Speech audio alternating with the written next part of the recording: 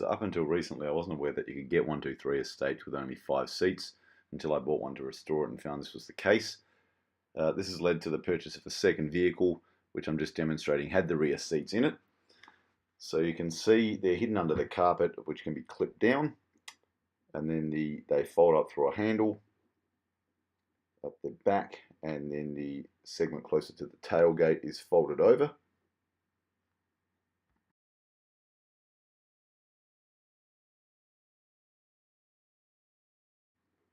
So now I'm just going to focus on some of the bits you need to take out to remove these seats for any reason. So there's the rear latch, and they just come out. There's a couple of Phillips attachments on both sides.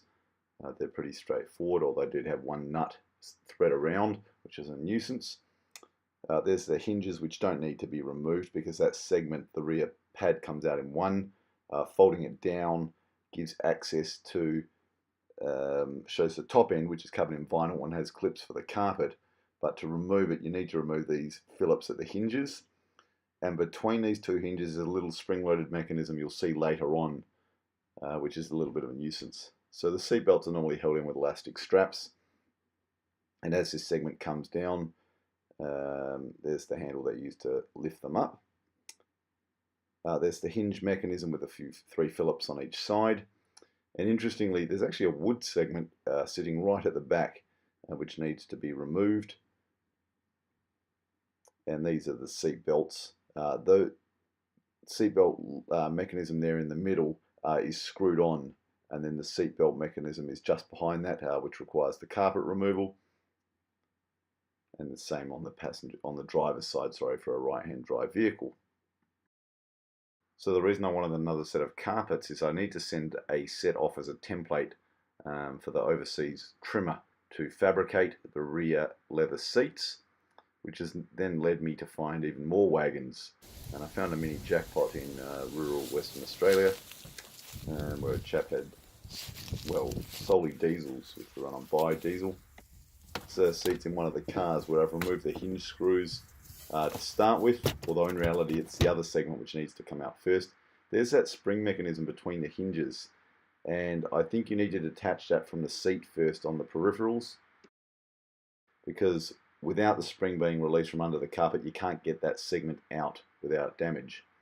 So the backrest bit requires the removal of the wooden frame, which is quite straightforward with 4 screws. I'm yet to check on my 5-seat wagon if the holes for this wood piece are actually in that, or any of the other attachments for that matter.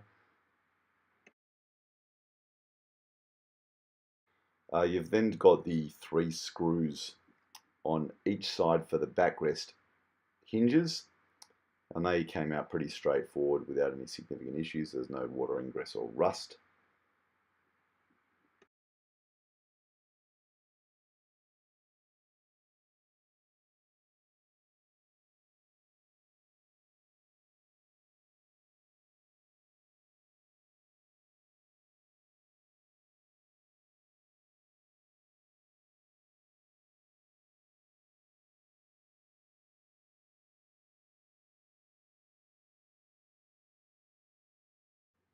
So after that, the backrest segment can now come out prior to lifting up the carpets to get access to that spring mechanism to remove the base of the rear seat. So if you're taking these seats out to fit to a car, you want all the segments you're going to need, which will include these lock mechanisms on the sides. They came out straightforward, although one of the nuts was threading out, which was rather annoying. Luckily, I just took it off another one of the wrecks. And you can see here's this spring. It's caught up in the middle by a riveted little frame, which I actually just bent off to get that out. But I'm sure there's an easier way of doing that, because if you're fitting it, you'll need to have that on there. So here's the seats after their removal. I took the seat belts as well. So you can see here, there's the latch to lift it up. And I'm just focusing some of the aspects. You can see here this spring, which sort of sits passively on the peripherals. And there are little clips which flick onto the latches and are held down by the screws. There's the backrest. In this case, the elastic straps for the seat belts have snapped. Here's the hinges. And there's the wooden frame, which still looks in very tidy condition.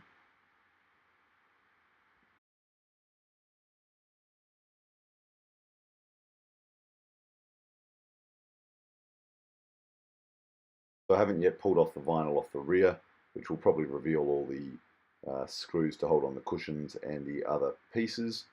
But there's the little catches for the carpet, which are riveted on. You can see how that mechanism hinges there.